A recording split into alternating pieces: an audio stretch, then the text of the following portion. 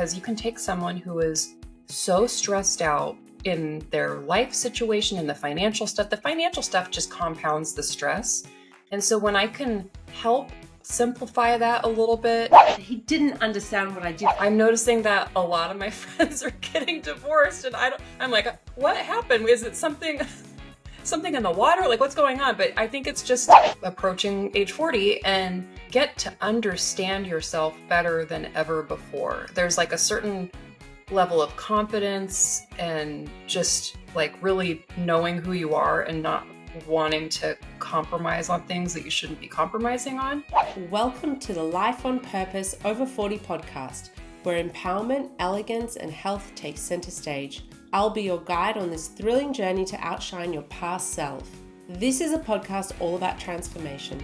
We're plunging headfirst into exactly what health, wellness, style, relationships, and career look like as a woman over 40. You'll be hearing from all the most sought-after global trailblazers and experts. This isn't just about learning, it's about embracing your inner, fierce, fabulous self. Let's get started. Welcome back to the podcast. I'm really excited today. We have Rachel Burns with us, and this is something really close to my heart. I was just explaining to Rachel before we started. I've been in a situation recently with two dear friends who have gone through this situation themselves. And I really wanted to get Rachel on because this is not something that happens to women expectedly. We go through this in a very unexpected way. So Rachel's going to give us some great information. And if you're in a situation where you don't think that your financial security is a problem, if you're married, if you're in a relationship, keep listening, keep watching, because I guarantee you're going to get a lot of great advice out of Rachel today. So Rachel, thank you for joining us. Thanks for being here. Thank you so much for having me. Wonderful. So I was telling you before we actually started that I had two friends of mine, one this year and one last year. My dear friend that I've known for about 15 years, her husband passed away and he was ill for about 3 years. They are very financially successful, and they're in a situation where they had time to plan everything because they knew he was ill. She's got 2 children of her own and 3 of his children, 4 of his children actually. And so between all of those kids and everything that she's going through, even though they had 3 years to plan, knowing that he passed away, her financial security was dependent on their relationship. And it's left her in a situation where, while she's not living under a bridge, I don't think it's made it easy, even though they had the planning. I think maybe it's easier, but it's not easy. And I don't think it will ever be easy in that situation. And a friend of mine as well, she went through a divorce, but quite an extreme one where the partner has no right to the children anymore. He has no financial dependence with his children. And she's now 100% the caretaker. And I can guarantee anyone that's watching this or listening to this, those 2 friends of mine, when I knew them in the start of their relationships, they would never have guessed those 2 women would be in the situation they are now. You would never, no one would guess themselves in this situation. And that's why I really wanted to get you on, because I think giving people this advice and the thought process to think this through is really important, because the last thing you want to do is be put in a situation when you've got kids, you're struggling already, you've got mental stress to deal with, and then having financial stress as well. So yeah, I would love you to share everything you know. And I'd like to start off by asking you, take us back to the beginning of your story, and how did you start on this path of helping women with financial security through divorce and through death? Sure. So I have been a financial advisor. I started in that role right after I graduated college. So it's been over 15 years, I guess. And when I went into the industry, I wasn't specializing in women at that time. I didn't know that that was even an option. I probably would have loved to have gone in that direction right away, but I didn't know what I didn't know. And I was just like, okay, I'm just going to do whatever they tell me to do. And so I was more of a general financial advisor, and that was fine. And I did that for many years and was really happy. But what I noticed was, whenever I had the opportunity to work with women who were managing their finances for the first time because either they went through a divorce or their spouse passed away, or maybe another family member passed away and they come into some money. It was always my favorite type of client to work with because they really needed the help. They were really appreciative of the help. They were open to, any education that I could provide. And it was just a really gratifying experience because you can take someone who is so stressed out in their life situation and the financial stuff just compounds the stress. And so when I can help simplify that a little bit and kind of take some of that financial stress off their plate, they feel like they have more emotional bandwidth to like deal with the rest of their life. And that makes me feel really good. That makes me feel like I have a specific skill that can help people feel better in certain situations. And I'm like, okay, that's what I love to do. And so I still didn't know that I could specialize in that for quite some time. So I would get lucky and have, not that I want clients to be divorced or widowed, but I would come across those clients. But it wasn't But you until knew I you went. could give more of an impact. You could impact their lives. Exactly. Exactly. And so it wasn't until I went independent and started my own financial planning firm that I decided, you know what, that's my favorite type of client to work with. That's what I am best suited to do. And that's all I'm going to do. And so I really limit myself to women who are widowed or divorced or going through some sort of life transition. I don't really work with men anymore. I don't work with other types of situations too much. So um, it's it's been more gratifying than I even thought it could be. Now that I'm only doing that, it's just um, I feel like I created my dream job. And it's funny because when I tell people what I do, they think it sounds depressing, but I'm like, no, it's not, because there's a lot of people that need help that don't know where to go for help, and I can help them, and that's good for everyone. Yeah, and knowing that just some of the accountants I've experienced over the years in business, and as a woman, just going into an accountant talking about my tax, as when I used to have my hairdressing salon as an example, and I remember one particular accountant back, this is 20 years ago, more than 20 years ago, and just he didn't understand what I did for a job even, and I was Yeah. like, I'm a hairdresser. How hard is that to Yeah. understand? And I can just imagine women stressed out in that situation when they've got all of this other stuff going on. Sitting down with someone who doesn't understand them would be excruciating, to say the least. Yeah. I think, like you said, it compounds everything. It just, yeah, you would make a big difference to their lives just knowing that they've got you looking after them, protecting them. Yeah, and not to, I mean, the regular financial advisors, it's not that they're bad, it's just that they're not specializing in that type of situation. So they often don't know what to say or what to do. They don't know how to deal with people when they're crying. They don't know how to deal with the emotional component of the finances. And that's all really, really important and has to be addressed. And the client has to feel comfortable, or else they're not going to share the information that you need to advise them. And they might not listen to anything you tell them if they're so stressed out. So I feel like you can't do a good job for them if you don't get on their level, speak to them in a way that makes them feel understood and heard, and they don't feel like they're being talked down to. They don't feel like, some advisors will focus on things that they think are important, but that might not be what the client thinks is important. And it doesn't matter what I think is important. It's what's important to the client. And if you don't make the effort to find that out, then there could be a big disconnect there. Yeah, I understand. And I think you mentioned it as well before we got on the call, is that another thing that's really powerful, this podcast is really aimed at women over the age of 40. And you were saying that it's really noticeable that when women get into their sort of early 40s, before they're 40, around that sort of 40-year-old mark, they're starting to have more divorces than normal because they've done the marriage for many years. And Yeah. for whatever reason, Yeah. the marriage has ended. I'm noticing that a lot in my personal life and in my professional life.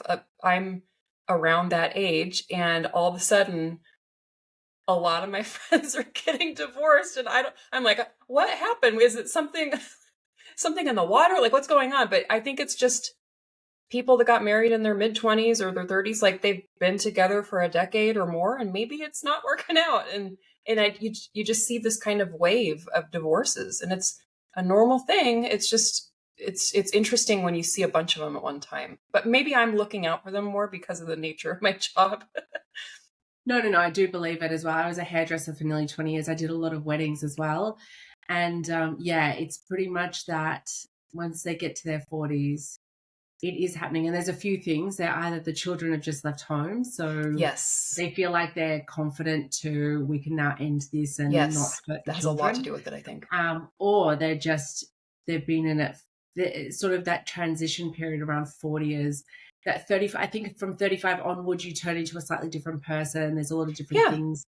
You're different in your 20s than you are in your late 30s. So I think that's also part of it.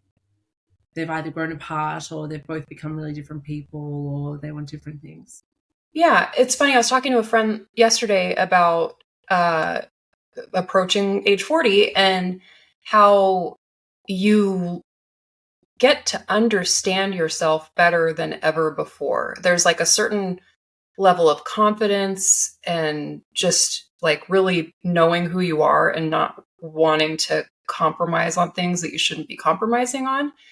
And I think that's a really good thing. But what I think can happen is you might grow into this person that you're like, hey, this is what I am. This is who I am. I'm not going to put up with certain things. And maybe the relationship is like, I can't do this anymore because it's just you grow, and sometimes you grow in different directions. But I do think that that 40 mark is an age where there's a lot of reflection and there's kind of a lot of self-discovery, which is a good thing, but it can also lead to changes in relationships as well.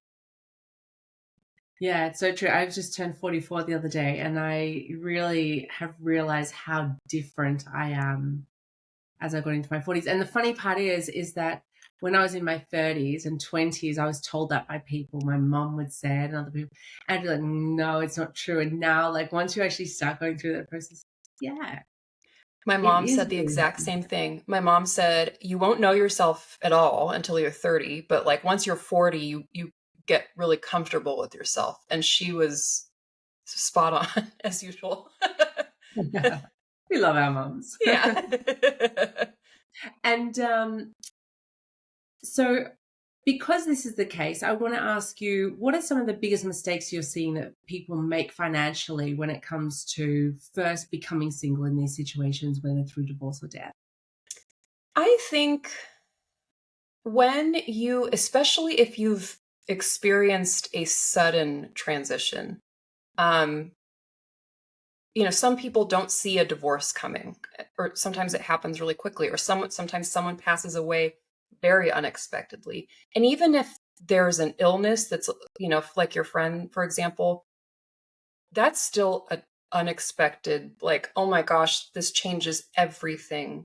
And I think that when that happens and people are in a state of shock and they're traumatized, and they kind of don't know what they need to do, and sometimes they do the wrong things and sometimes they just don't do the right things, but it's hard to kind of prioritize at that time, like, okay, what do we do now? And when they're newly single, a lot of times they panic because they don't understand their finances, because maybe they weren't managing it themselves before, and so they're like, oh my gosh, I'm responsible for this now. I don't understand it. I'm really scared. I'm not capable of learning. Like, I'm never going to figure this out. And so they will kind of sweep it under the rug or not address it because they're just terrified.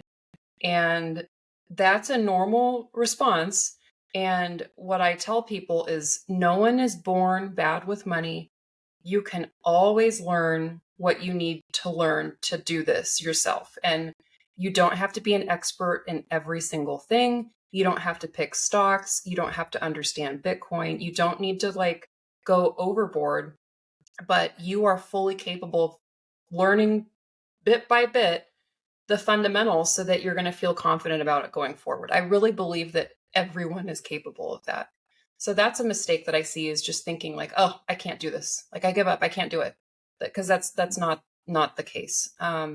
And then sometimes people will just make big moves right away when things haven't settled down. And sometimes those moves can be a big mistake in the long run, especially if you get divorced or someone passes away and you're suddenly in charge of this pot of money that you've never been in charge of.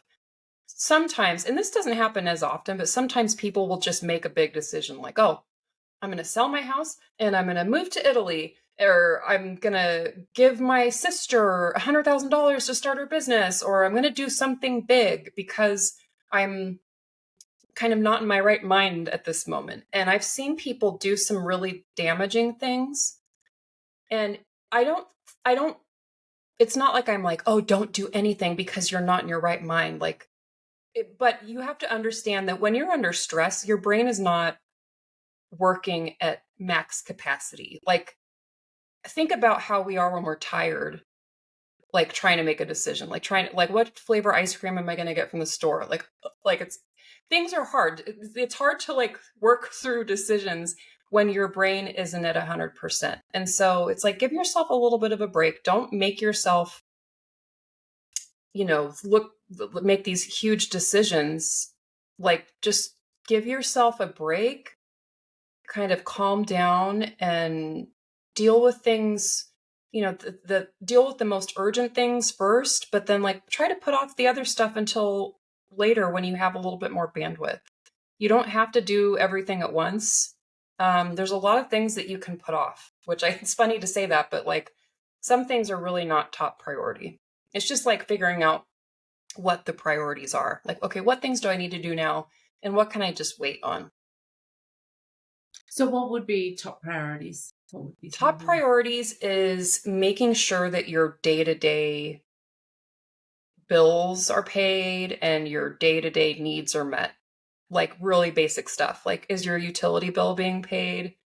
Do you have cash to buy groceries and gas? Like the basics. And sometimes people don't have the basics covered at that time. Like, I've met widows where all of their bills were set up on auto pay for their spouse's account that was only in the spouse's name, which gets frozen when someone passes away.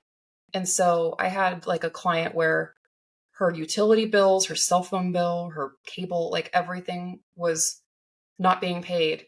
And she couldn't get the money out of her husband's account because it was only in his name. Just like stuff like that. Like, you just got to make sure, okay, let's keep the lights on. Let's keep the AC or the heater going. Let's make sure there's food and gas and all those things. And then once that's under control, let's move on to the next thing. So it's just, you really start small. Yeah, I went through all of this when I was pregnant, actually, with my child. That I worked that out with my partner. I was like, we need to have some sort of will because if something happens and I can't Yes. pay the bills, like, what am I Yes. going to do? Like, I'm not going to be working suddenly. Like, you're dead, and I'm going to be like, yeah, I'll get a job now. So Yeah. It's it was funny, when I was definitely, pregnant, I went and got our will and trust and everything. So I was like in there with my big belly. yeah. It's a good time to it's good for any adult to have some sort of estate planning in place, but the second you've got kids in the picture, or Mm. if there's another person that's dependent on you, maybe a spouse or a family member, like you need to have your affairs in order in that way. Yeah, that was our situation. Before that, I was independent. Yeah, I did what I Yeah. wanted to do. And at that stage, I was like, hang on, I think there's more to it than that. There's a child now. So, yeah. Yep.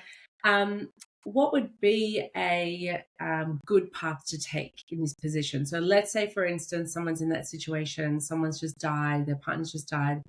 What would be the process that they should think about at that stage? If we're going to talk in a minute about how to set themselves up for something um, to make sure this doesn't happen. But let's just go through the scenario. Let's say they haven't got anything in place and they need to know what to do. What would you recommend is the first couple of steps they take? Yeah. So I think once the super, super urgent stuff, once you're like, okay, I'm not going to get the lights shut off. After that, I think that's the time to reassess your situation.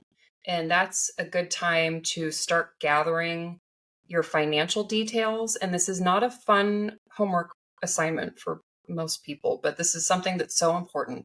You need to know, if you didn't already, you need to know where your accounts are, what debts you have, what your income is going to look like, if that's going to change now that your person isn't around. You need to know how your expenses are going to change, although that's a little bit harder to figure out. But at a minimum, like, figure out where is your money held. If you have investments, what are you invested in? Do you have estate planning documents? Do you have insurance? Just gather all the details of the financial stuff that you already have. Gather that so that you know where everything is, you know what it is, and you can get an idea of what your finances are going to look like going forward. And once you know where you are now, then you can start planning for the future. But that's really the first step, is you need to know all the specifics. Okay. And so say someone's in a situation where they don't have access to accounts like that. What would they do? So you can always call someone like me because I love finding stuff. And I have some tips. Like, I always share I have certain places that I look for things when someone either has a spouse that's hiding things from them, or if someone passed away and they just simply don't know where things are. And what I always say is, start by looking at your tax returns, because we all have them. And even if you weren't involved in the finances, you have access to your tax returns that you filed jointly. So when you look at your tax returns, you can find all sorts of stuff in there. You can find income from places you didn't know you had income. So, for example, if your spouse was getting a monthly distribution from some account, you're going to see it probably in there. Or you're going to see if they have an account that's generating interest, you can see that in there. You can see all sorts of stuff. It's a little tedious to look at, because if you look at tax returns, it's just like, it's a little overwhelming, but you can always have someone like me look at it, because that's all I look at. Um, if you've applied for a mortgage in the last few years, that's a great place to look if you can access your loan documents. Because if you think about it, when you borrow money, you have to disclose your financials. So you have to disclose all your income, all your assets. It's like a perfectly organized layout of your finances. If you've borrowed money recently, not everyone has that. Not everyone has taken out a loan or whatever, but if you have, that's a great place to look. Um, it used to be that we used to have paper copies of everything, and so you could just rummage around in drawers or you could check the mail, but that's not really the case anymore. There's a lot of online stuff. And sometimes you're just like, I feel like they had an account at this bank. And sometimes you just have to start calling around, and you're not always going to get the information that you're asking for right away, because sometimes you have to prove who you are and why you're asking. But it's a process. If you really don't know where things are, it is going to be a little bit of a treasure hunt, but you have to do it. And you don't have to do it alone. You can get help with that kind of stuff. Very interesting. Yeah, that was part of my friend who went through her serious, really traumatic divorce. That she's actually an accountant herself. So for her, she actually did a lot of she was doing it within a forensic Yeah. department, Yeah. but yeah, she did a lot of it herself as well. And she was telling me some of the stuff that she was finding, because they had to, by law, it was through criminal court, they had to hand over the documents Yeah. of all of his bank for the last like 10 years or something that they've been together. Yeah. And she Yeah. went through everything that way. So, and that's another thing I think that I can actually say, it depends what country you're in, I guess. But if it's a criminal investigation, you have access to more than if it's a normal divorce. So if it's like a divorce where it's serious, like if it's got some sort of abuse that can go to criminal court, then you do get more access than if it's just a normal, we're getting divorced and Yeah. we're just separating. So in the US, there doesn't have to be the criminal element. So if you are getting divorced, our our divorce laws are a little, I don't know. I won't even get into that, but there's the way that they do it in the US is not necessarily the best way. But what they do is, if you are getting divorced and you're like, look, I know my spouse has accounts at this bank, but I don't have access. If you have attorneys, your attorney can subpoena the documents, and so the your ex can be forced to provide those documents. So, and that there doesn't have to be any criminal Okay. intent there. That can just be like part of a normal divorce. And that's something I see quite often. Like I see a lot of spouses not being compliant with providing information. Yeah. And Of it's like course you're not. going to have to give it up anyway. Like you can either give it willingly or you can have an attorney get it from you and it's going to cost a lot more money, but that's a common thing unfortunately here. And I think that's another thing on that is that if your partner's saying, if your husband's saying, let's just not go through court, don't get yourself a lawyer, let's just try to work this out ourselves. If you do think that there's something, then yeah, like you said, an attorney can help you get those documents Yeah. as And well. I hear that a lot from people who say, "Oh, my ex is it doesn't want to go to court. They just want me to sign off on this thing." And I'm like, "I'm not saying everyone needs attorneys. I'm not saying everyone needs to go to court, but you're when you're getting a divorce, your ex is not on your team anymore. Yeah. Even if they're a very nice person and even if they mean well, your best interests are not aligned anymore. And it's their responsibility to act in their own best interest. And it's your responsibility to act in your own best interest. And those two things, you're not on the same team. And I really caution people, like, even if this is an amicable split, make sure that you are still having someone look over it or really doing your due diligence to make sure that you understand what you're agreeing to. Because a lot of times someone will just trust their spouse and then they'll sign off on something. And afterwards they're like, oh, I got totally screwed out of all this money. Mm. Yeah, even pensions or there's all sorts of things that can Yeah. Yeah. happen. Yeah. Um, let's give the scenario that we've got women listening and they might be in a situation where they're starting to feel like there's divorce in the air, or they're starting to think, hang on a second, I'm at that point in my life where I should think this through more seriously. At this stage, what can they do? They're already in the relationship and they need to know what to do next. What should they be taking care of first? So if they think that something might be on the horizon, I think gathering any details and documents that they can about their finances, doing that before there's a divorce happening is going to make it so much easier to get access to those things. Because if your spouse knows you want a divorce, they're probably not going to want to give you any documents. They're not going to want to tell you where anything is. Not that I'm saying, don't tell them so that you can be sneaky and get stuff. Like it's just understand that the second that divorce is actually happening, it's just going to get harder for you to get access to things.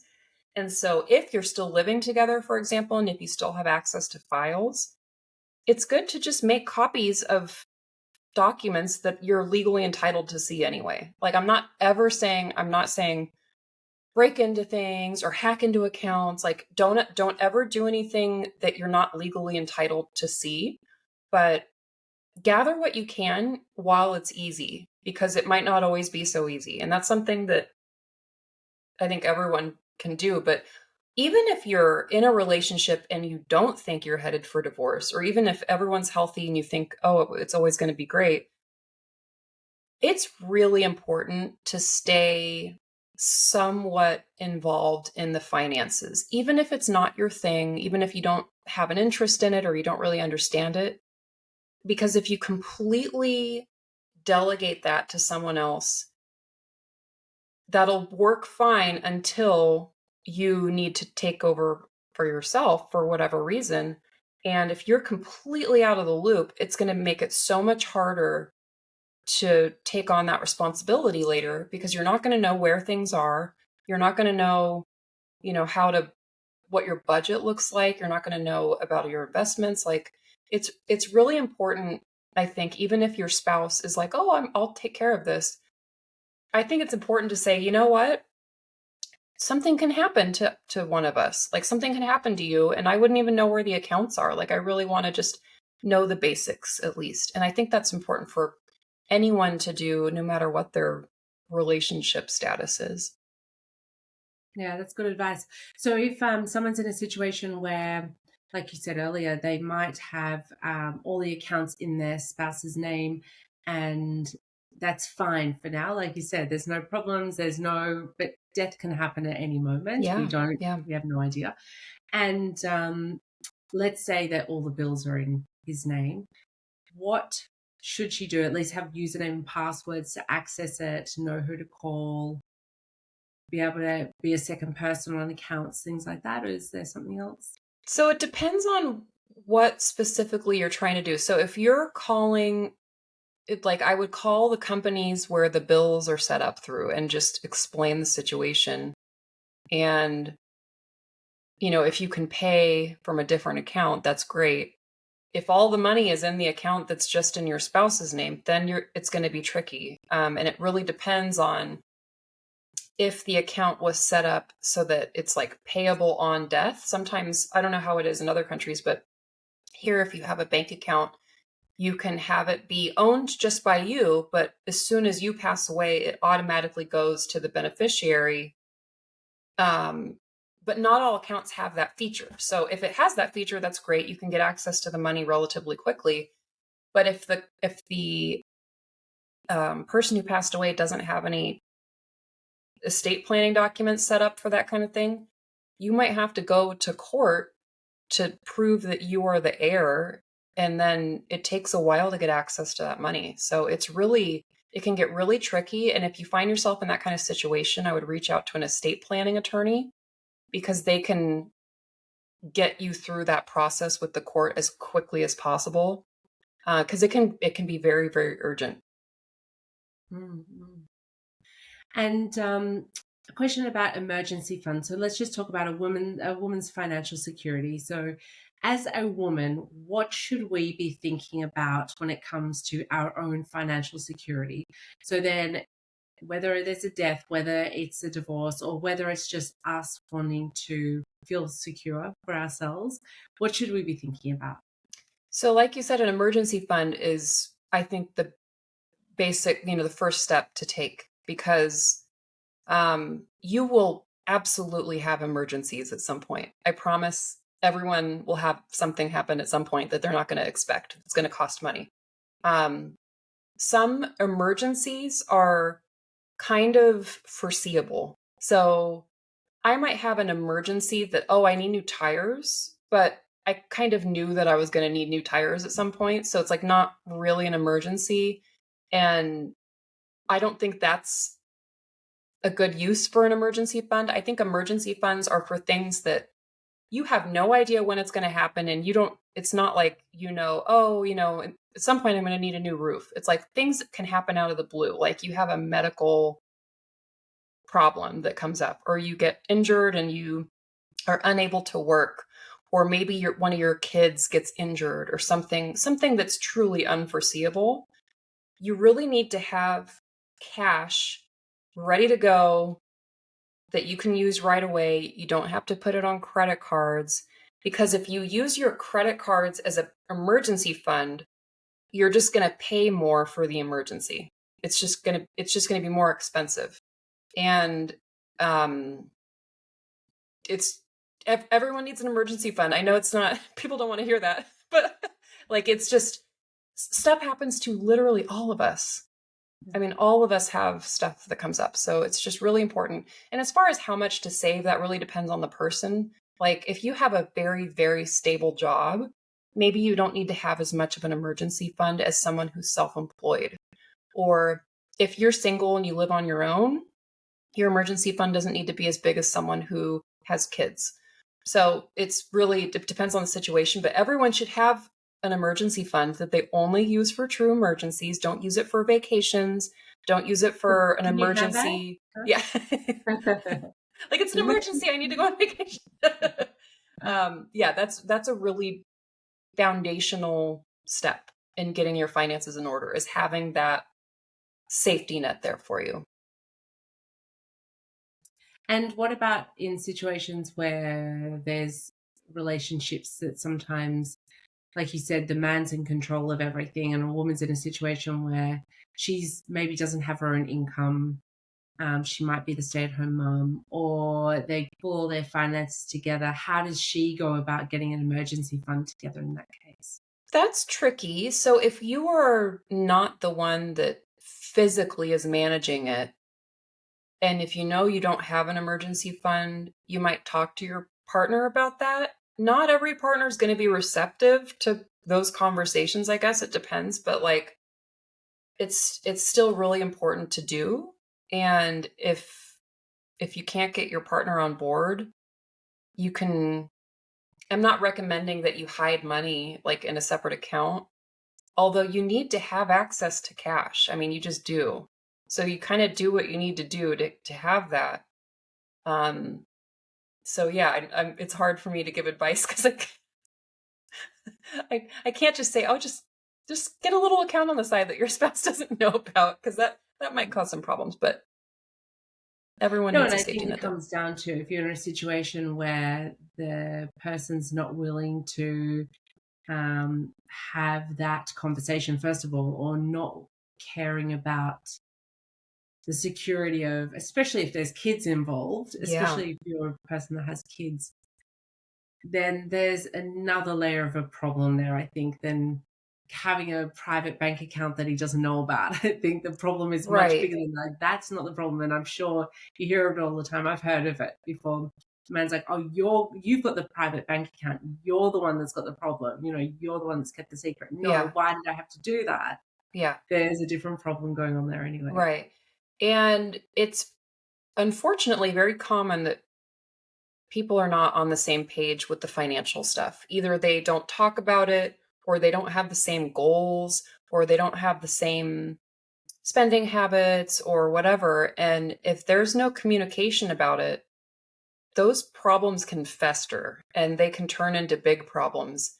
And those are not even financial problems at that point. Those are just like that's like I think therapy, like couples therapy is probably the best solution for that because you have to learn how to communicate about that topic because it's a really important topic and especially if you have a family, you really need to find some common ground so that you can kind of manage the finances together. You got to figure out a way to do it. And if you really can't do it, then that relationship might not last. I mean, money problems cause a lot of divorces. A lot of divorces that I come across are caused at least in part by money problems because it's such a huge part of our lives. Yeah. No, it's so true. And you know what? I did over 200 weddings, and I've seen some very extravagant things. I remember one girl was saying that her and her partner shared a car, and the car was like a $10,000 car, which in Australia is not a lot because of all the taxes. So Yeah. $10,000 is not as an expensive car. And her dress that she bought for her wedding was $15,000. The dress was $15,000. They couldn't afford a second car. They had to share this car, and it's like in America where you don't have transport easily. Yeah. And I was at her house doing her hair and makeup for a wedding, and her house was falling apart, like falling. It was her parents' house, was falling apart. The stool she was sitting on was falling underneath her. It was so broken. And her parents had paid for this wedding dress. And I'm just looking around going, look at this. How, like, not to put anyone down, shame anyone, but how are you investing $15,000 into a dress for one day, and yet everything else around them was falling apart? And I'm sure that they did not talk about finances. And Right. I had a lot of couples. I remember on the wedding day, the bride I would be talking, and I was finding out things. They weren't discussing things about religion. Like one of them was like, I remember so many times in Australia, we've got a lot of Greek Orthodox people. And these women, Greek Orthodox women, were saying that their child will be raised in the Greek Orthodox Church, and the partner that they're marrying was Christian. And in Australia, most Christian people are not religious; they're like non-religious Christians. And I'm like, have you guys discussed this? Like, does he know that? And How do you so meet in the religion middle was on that one? at it. How do you meet in the middle on that one? Like, Yeah. So Yeah. religion, also money, the amount of times that already by the wedding day they were arguing about money was unbelievable. Where they were going to live, like the amount of things that we don't, as humans, don't talk about before we get married, but the wedding day was all that, that was all it was about. And I Yeah. remember sitting there just going, the amount of weddings that I was like, these relationships can't work like this. This is not sustainable. And Yeah. yeah, not being able to discuss finances, like you said, I think it's a therapy thing. Yeah, I think so too. And it's funny with weddings, part of it, there's a lot of expectations from family or from society or whatever. Like it's a complicated thing, but I'm the same way. The way that I look at it is whatever you think you're going to spend on a wedding, let's say $20,000. I'm just making up this number. Are you in a financial position to where you would throw a $20,000 party for a night, like an anniversary party or a birthday party or something? Like, would you throw a $20,000 party? Like, I'm not. When I think about $20,000 or $30,000 parties, I think about like celebrities, like having a crazy party, where they have like an ice sculpture and all this crazy stuff. I'm like, okay, I'm not that kind of person. So why would I throw a $30,000 party I mean, obviously a wedding is a very special occasion, but if I'm not someone who can afford to throw a $30,000 party, why do I think it's okay because it's a wedding? I see Yeah. that people cannot afford some of their weddings, and it's just because it's a wedding, it's like all bets are off. They just, I And don't I know. think it It would makes be different if they had their house paid off, if they had the money put aside for their child's like education and they've very paid off their different situation. university and all of those things. I think that would be a different situation, but that's not really what you see. Like That's not the what I amount of see. people that I've met that were like, my parents better give me this money because they owe me because I'm their daughter, is sort of like my parents didn't pay for things like that. My father never paid for anything. Like he didn't even throw, in Australia, everyone has a 21st birthday. My father didn't even give me a present, let alone a birthday party. And so I'm used to not getting anything like that. And then you've got these girls that are like, yeah, hell yeah, he's going to pay for my wedding. And it's like, why should that money, like, that's fine. If your parents have saved that money and everything else is paid off and they want to give you that money as a gift because they have gone to that effort to save the money. And I do know people that have done that. Yeah. Totally different. But if you're Yeah. forcing your parents to pay for a wedding, which I have seen that, I'm like, Yeah. oh my God, like it's your day. If you really want to pay for it. Or I Yeah. remember a particular person who she was building a house at the same time, invited all of his family, and he was like, I don't even know these people. Why are you inviting them? I have never even met these people. And she's like, they have to come to our wedding. And he's like, I don't care about them. I don't even know them. And then yet she was building a house and she came into me one day at the salon and she's like, okay, so I have a choice. This tile, I really want this tile for my bathroom, or I get this one and this one's a quarter of the price, but I really like this tile, but I could only afford this one if I want to have my wedding. And I'm like, your wedding is one day. Get the tile you want because you're going to be looking at those for a long time. And trust me, you're going to end up divorced before like anything else. And you want the tiles that you want because the wedding day is not going to be worth Yeah. it. Yeah. Saw her about 6 years later down the street one day and they were divorced. So Oh, yeah. Really saw because that it one was for coming. her, it was about this wedding day that was just nothing else mattered to her. And it was getting ridiculous, bordering on ridiculousness, Yeah. instead of it being about their future, Yeah. what actually mattered, not just this one. I think that one day, I think, is too much. And if you can afford it and you've saved up specifically, I do know Yeah. Then some you do women whatever you do that, want. that they've, Yeah. spent their lives saving all their parents have. That's different. But I think putting yourself in a financial situation that puts you in a negative situation for a wedding day doesn't make your marriage more successful. Right. It's not getting off to a good start right off the bat. No. So if women are in a situation and they feel completely clueless about finances, what should they do? How should they start off with the process? So I encourage people like to figure out what your best method of learning new stuff is. For me, I like to listen to podcasts. I have little kids, so I can't sit and read a book. I haven't read a book since they were born. So I have to learn through podcasts. That's my favorite way. But if you're someone who likes to read books, or if you're someone who likes to look at social media, whatever your preferred method is, just learn a little bit whenever you can. Make a point to every day sit down and read about financial stuff for 5 or 15 minutes or whatever you can spare. And you don't have to read a ton at a time, but over time, that knowledge is going to build on itself, and you're going to be surprised at how much more you know. And I really want to encourage people that like learning can be approachable if you approach it in a way that, it's the way that you like to learn, and it's going to be the easiest to kind of keep up consistently. But you don't have to read a textbook. You don't have to take a class. You can just like find some books online, or there's so many financial podcasts that are so great. So I think just figure out what's best for you, and then just do some digging. I mean, do some Googling, just get curious and keep at it. Yeah, that's great advice. I came across what's his name? I've forgotten his name. Rethi. Oh, the guy with the show on Netflix? Yeah, Yeah. that's actually hilarious. So if you like finances are not your thing, that's actually worth watching because he gives some really good pointers, especially in relationship situations. That some of these situations, like you said, like they need therapy, and he ends up being the therapist between them, which becomes hilarious. I only watched part of one, but I watched it the other day, and there was a couple where there was a lot of unspoken stuff, and I was like, that poor guy, he's like a finance guy, and he's turning into a marriage therapist.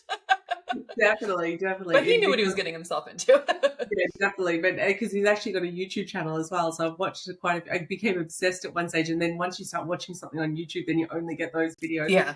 And so I've watched like probably about 20 of his, and yeah, a lot of the times it's like, yeah, you're the therapist here, you're not the financial guy at all. And that's really, you said that from the beginning, yeah, that a lot of the times it's therapy that's needed. Yeah. And it's working on your financial stuff, because I don't think anyone wants to feel like they're not secure. Like, even whichever partner is the person going, who cares?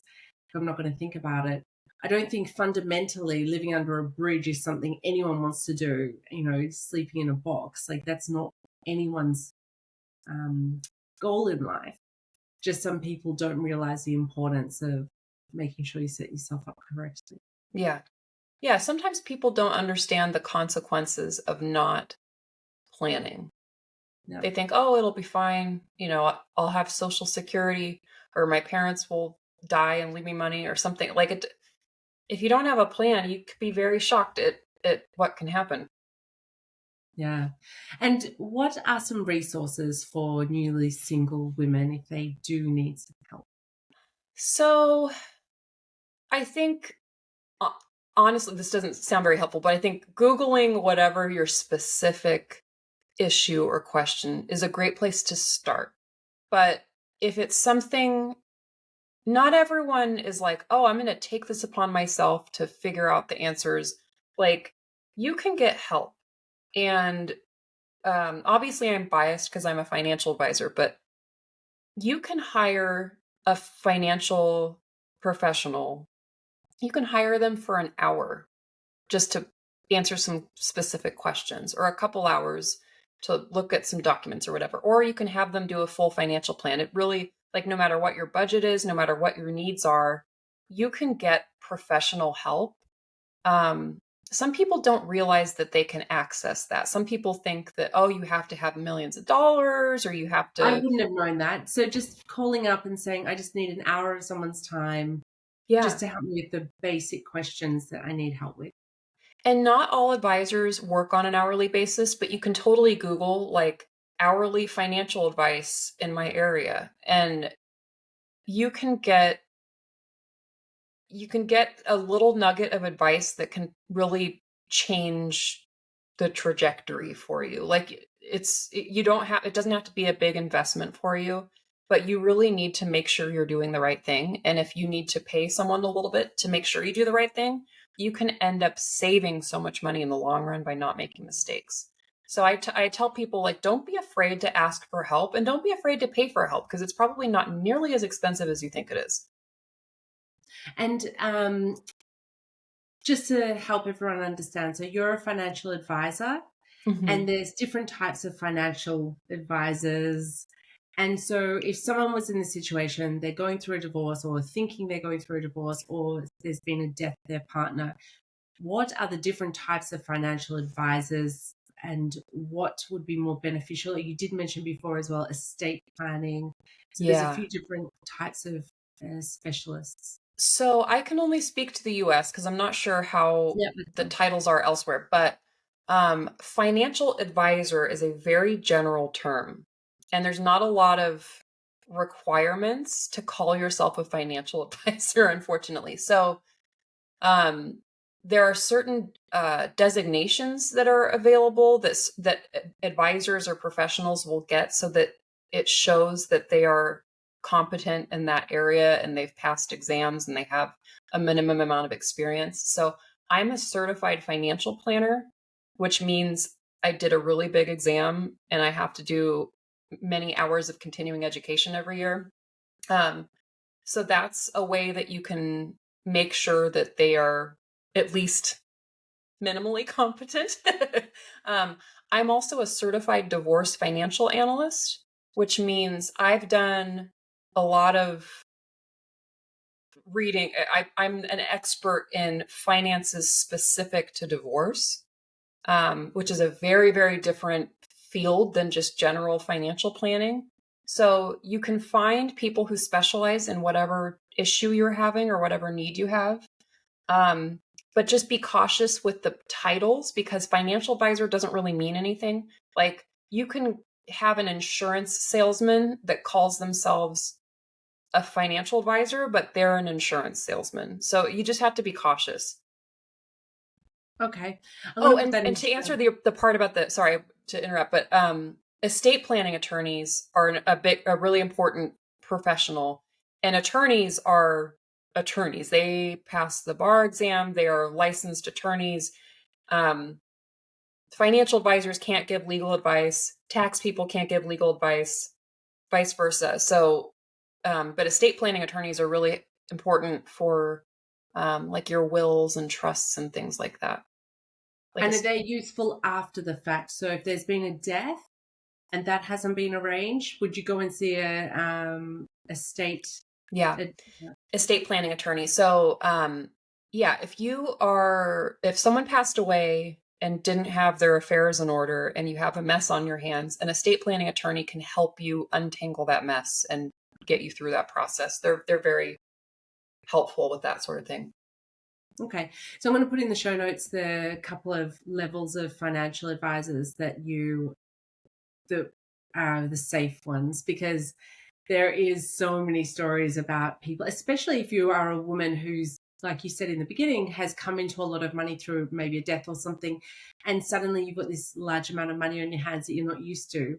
And if you take it to a financial advisor that's actually not a real financial advisor, you could end up losing that money very, very quickly through their using it to invest it for you, and then it's gone. And once someone's invested your money and you've given them permission, I know it's like this in Australia.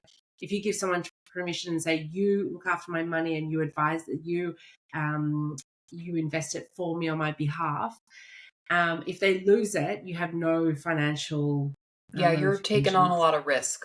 So you have to choose, even if they have all the qualifications, you still have to be careful because there's risk with any type of investing. Um, yeah, so you want to make sure that that's why it's good to get referrals from people that you know and trust. Like if you have a divorce attorney, you can ask your divorce attorney for a referral for a financial person or vice versa. Like that I like referrals because like when I want to get my hair done or my house painted or something, I ask my friends who do you use? And I would rather go to someone that I know did a good job rather than just looking someone up on Google. I think that's just a good way to find professionals. Yeah, that's good advice. And Rachel, I do have a question that I ask all of my guests, and I want to ask you as well, which I think there's no right or wrong answer. So anything you say is helpful to everyone out there. What are three life tips that you would give to women over 40? And they could be anything. So any three life tips. I think never stop learning, whatever the subject. Doesn't have to be about finance, but I think there's so much interesting stuff to learn out there in the world, and we all have different interests, but never never stop. You'll like I just think it's so easy to be continually growing just by being open to receiving new information every day. I think that I've grown a lot just from making a point to like learn, just be always learning. Um and another tip is have a plan for the worst case scenario. And I know I'm such a buzzkill, but unexpected things happen. I mean, I've had major unexpected things happen that I've had to adapt to, and I'm not special. This stuff happens to everyone, and you can avoid a catastrophe by just having some basic what if scenarios. You know, what if I lose my job? What if I pass away? What if my partner passes away? Like, you don't have to get super morbid, but just make sure that you're not going to be in a really bad situation if something unexpected happens. And the last one, I think, don't stress about having it all figured out because it works itself out. And it's crazy how one day you look back and you're like, oh, I kind of know a lot now about, I've learned a lot. I just, there's a lot of wisdom that comes with age.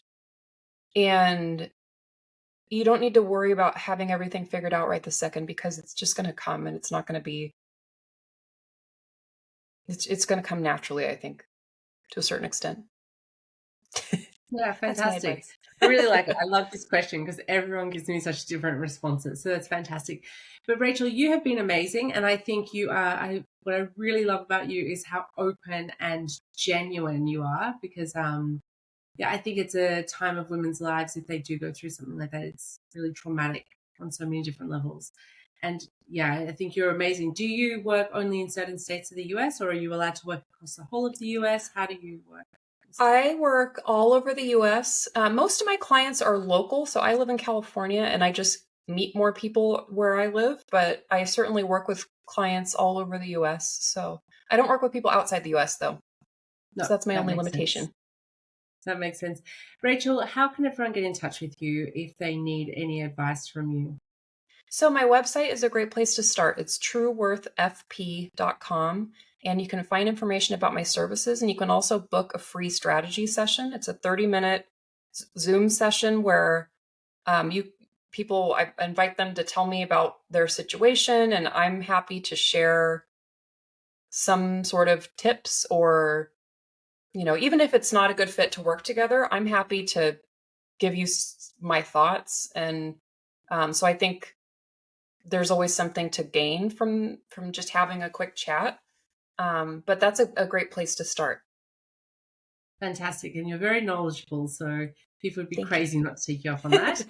I will put your information in the show notes so people can get in touch with you if they want to get in touch with you. And Rachel, you've been amazing and you've opened my eyes up to so many things as well. And I'm sure there's a lot of people out there that you have probably changed their lives. So that's fantastic. Thank you for your time and thank you for all your advice. Thank you so much for having me on. This was great. No problems. Thank you. And thank you everyone for watching. Bye. Bye.